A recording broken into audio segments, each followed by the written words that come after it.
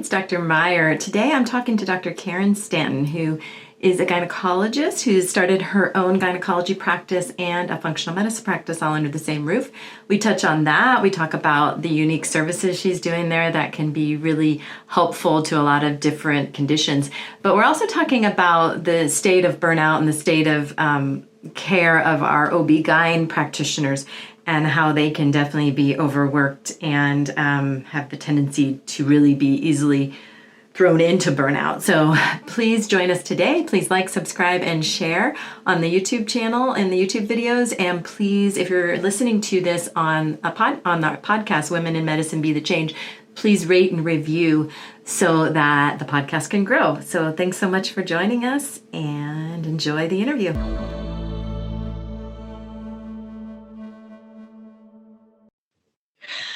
Hello, and welcome to the Dr. Shelley Meyer YouTube channel and the Women in Medicine Be the Change podcast. I'm so excited to welcome Dr. Karin Stanton today. She has been in gynecology for a while and was used to do classical OB-GYN and now started her own practice with gynecology and functional medicine. So we're going to talk about her journey and what led her to where she is now and hear about all the interesting things she's doing now. So welcome, Dr. Stanton. It's so great to have you here. Thank you so much, Dr. Shelley. It's great to be here. And I'd like everyone listening and watching to hear your story because it's very interesting and you went through a lot. And I just kind of want to let you tell it with your own words about where you started and how you got to where you are now. Right. So I trained as a general OBGYN, went through residency, practiced, now for the past 14 years with general OBGYN and really am passionate about that specialty, in medicine. And I really enjoyed it. Along the way, I started to develop my own physical symptoms probably about 5 years ago after I went through fertility treatment for my son. My health started to deteriorate around the time that I became pregnant. And then after I delivered, gave birth to my son, my health just even continued to deteriorate even more. And I went to numerous practitioners to find out what was going on. And nobody could really put their finger on what it was. I tested negative for rheumatoid arthritis and lupus and all of those basic, not basic conditions, but, the basic testing. I tested negative for all of that. Then I, of course, went the orthopedic route and the pain. I went so far as to have to undergo pain management treatment for hip pain in my hip. And they did stem cell treatments and radio frequency ablation and really just was suffering. And then finally, when it came down to either I go on disability or I have to find an alternative approach.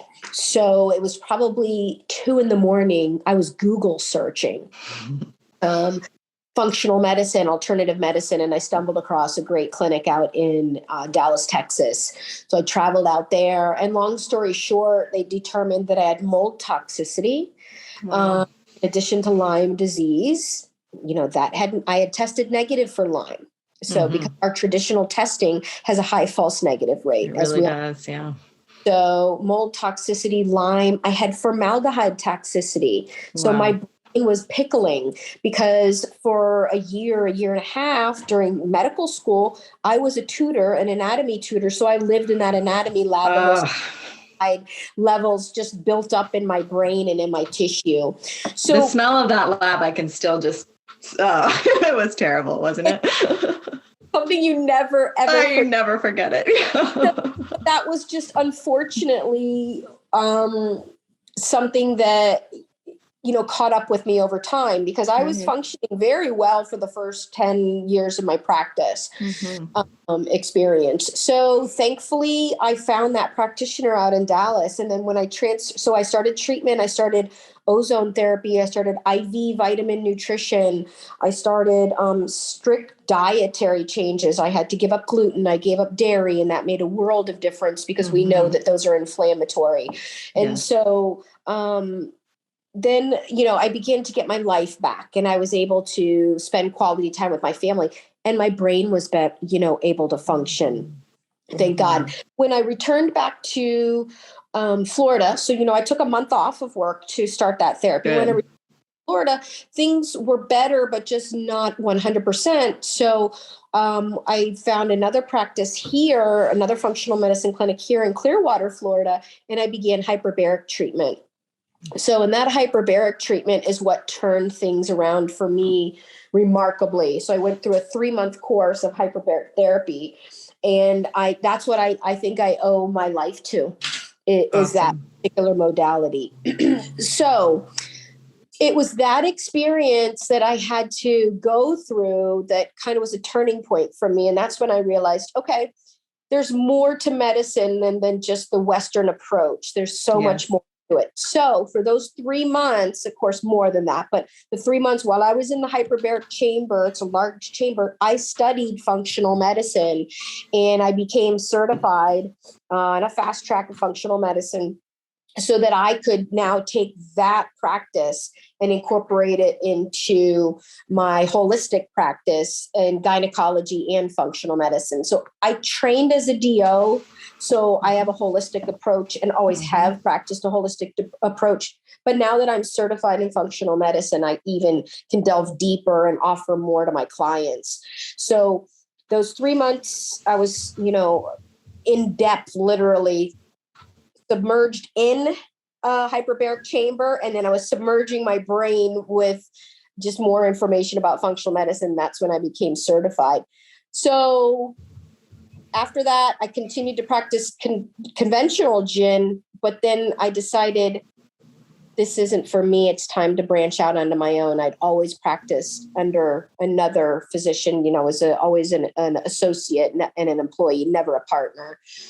And that's when I kind of realized the value of being my own boss and setting my own hours and my own standards. And I don't need to work 85 hours a week. No.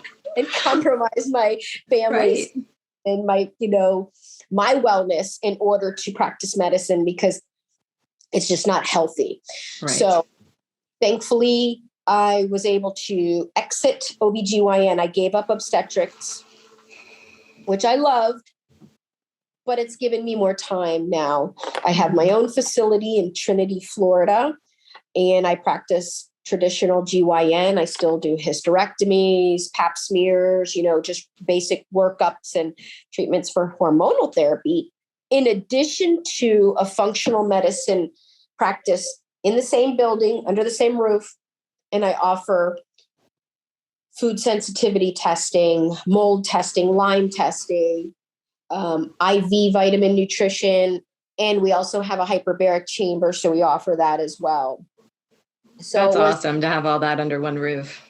It's nice. And thankfully now, the community, the word is getting out. I'm slowly growing, but the word is getting out, and people are and really reaping the benefits. And that was my goal. That's all I wanted to do, was just make a difference in people's lives. Right. And it's not like you couldn't do that before in the conventional setting, but it really limits your ability to do that. I mean, I come from family practice background, and I'm functional medicine also, but I want to go into more what you're doing now, but also in the past, shed some light on those of us that don't know much about the OB-GYN, world, as far as the RVUs and you don't get extra time with your patients either, right? You're still pressed for numbers, right?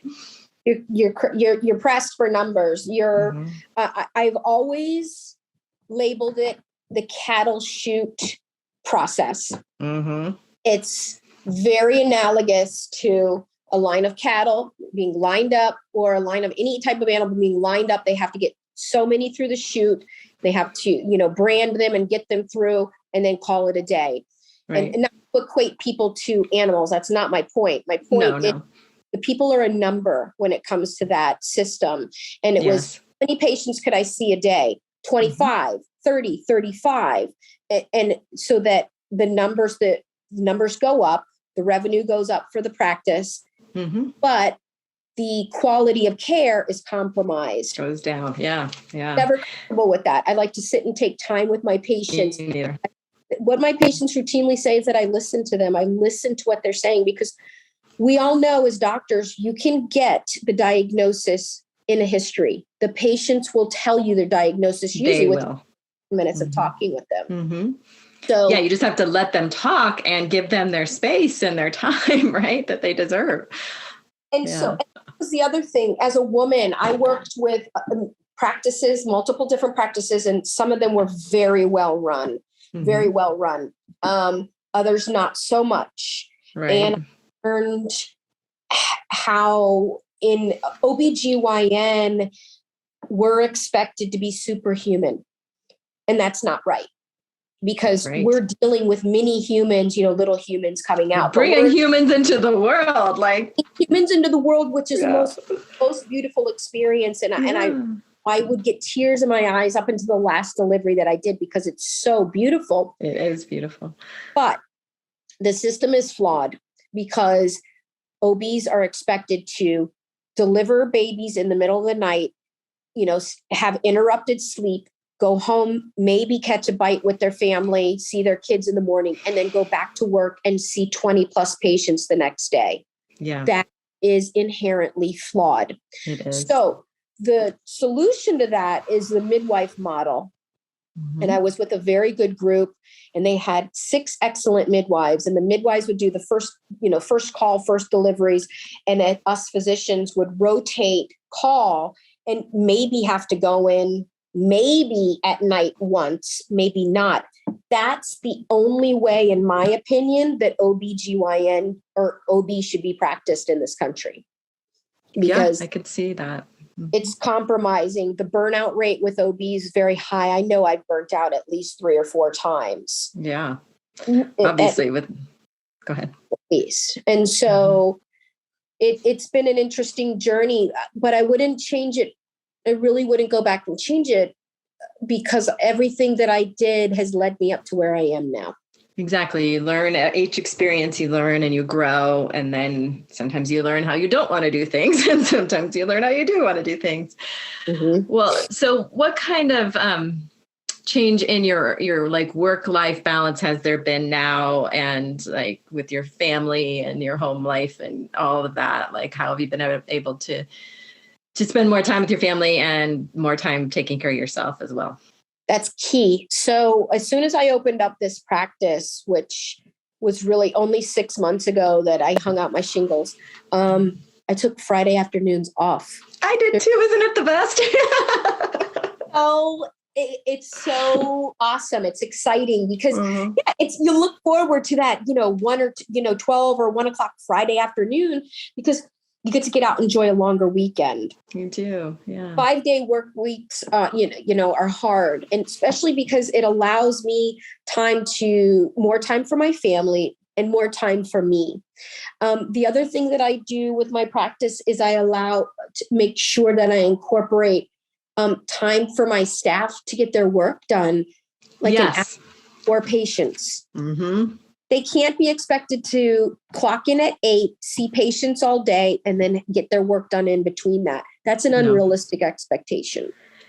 I'm happy to hear that. I have a very small, I have a micro practice, but I do that too. I don't expect people to be, nonstop, like on the phone or nonstop, doing their appointments and then have to take private time out of their own schedule to catch up on everything at the end. No, we have to practice what we preach, right? So how we treat ourselves, we have to treat our staff too. For sure. Yeah. And go ahead. And really, the other thing is to take time during the day to get out of the office or step away from the job. I think when we become so absorbed in what we're doing and we feel like our to-do list is so long, that it's stressful. And I think it's vital to get outside, breathe some fresh air, take a break, and then get back, to your second half of the day or something like that. I think it's important. I always encourage my staff, just to, step away from the job for a minute. And then we also do team building exercises. Like our next This is where my MA is so excited. We're going to do axe throwing of all things. I've never tried that. I hope it's fun. I want to try it too. Yeah. So things like that. I mean, because we're a family away from, this is our second family. And so I think it's important to make, our staff feel, included. And that's one thing I do in my meetings too with the staff is that I want to know their opinion, what works for them, what doesn't work for them, so they can feel like they're part of, the process. I think that's key. I totally agree. I do weekly meetings. We did a walking meeting yesterday so we could get outside and, enjoy the sunshine. Yes, we do the same thing. It works wonders. Yes. Yeah. And then we get our exercise. And so it's great. I love what you're doing with your practice. And so the IV nutrition, I think, is really interesting. I thought of doing that with my practice, but I just didn't have the energy to go there at the time. But how is that going? Is it growing and going? It's amazing. So I, of course, utilize it once a week. I still do it. And I feel better once I do it. So it's great for the patients that are either chronically ill. They either come in once a week or twice a week, and they just get that boost, and the absorption is so much better if their GI tracts are affected. But then there's clients like today, we had this nice girl who last minute needed just IV hydration because she just got over, gastroenteritis. She just needed a boost. That's all and that's, so we work a wide range. We offer a wide range of nutrition, IV nutrition packages. I think it's beneficial. I found that I do too. People are seeking it. I think it's the wave of the future. It's not just a trend. I think they're going to realize that this is something that's so beneficial. This will stick. No pun intended. Of course, there is the lucrative. It's profitable as well. That's a good thing to highlight, because if people are thinking about starting their own practices and are in functional medicine, it's good to know what can bring in money too. Very profitable, and so it's amazing. So what I tend to do is we have packages and we have bundles. We have a IV nutrition packages. They can have a monthly membership where they get discounts and preferential scheduling. And what I like to do for clients that have a little more chronic illness, or really the brain fog is something I've seen much more of lately, especially with post-COVID. Yeah. COVID. I like to incorporate the hyperbaric along with that. That's a good idea. Yeah. It makes a significant difference. Well, speaking of that, tell me what else you're using hyperbaric for. So a wide variety of things. We have just wellness. So patients that just want to increase their energy, improve sleep. That's another thing. It helps with sleep. We have Lyme patients, chronic Lyme patients that do it for maintenance. I have quite a few patients with Alzheimer's and early dementia, and we've noticed a big difference with their function, and their families have noticed a difference. That's amazing. With cognitive function. I have a client who's scheduled with, he had radiation, prostate treatment for prostate cancer. Of course, he has radiation, not cystitis, but problems after his radiation treatment. So we're setting up a program for him. That's next. Tendinitis. It's really good for tennis elbow. Okay. I have a client with tennis elbow that swears by it. And so those are just a few of the things. Yeah, what a broad spectrum. That's pretty intense. Yeah. Absolutely. That's awesome. Well, it's been so interesting to hear what you're doing, and I think that I would love to, share it. So how can people see what you're doing? Like, if other women in medicine are interested, how can they find out more about you? So my functional medicine clinic is KNJ Health and Wellness. That's K for Karen, N for Nicholas, J for Jared. That's my family. Oh, that's cool. And wellness.com. That's our website. And of course, we'll put that in the show notes too for everybody listening and in the description. Go ahead. Fantastic. Yeah. Okay, cool.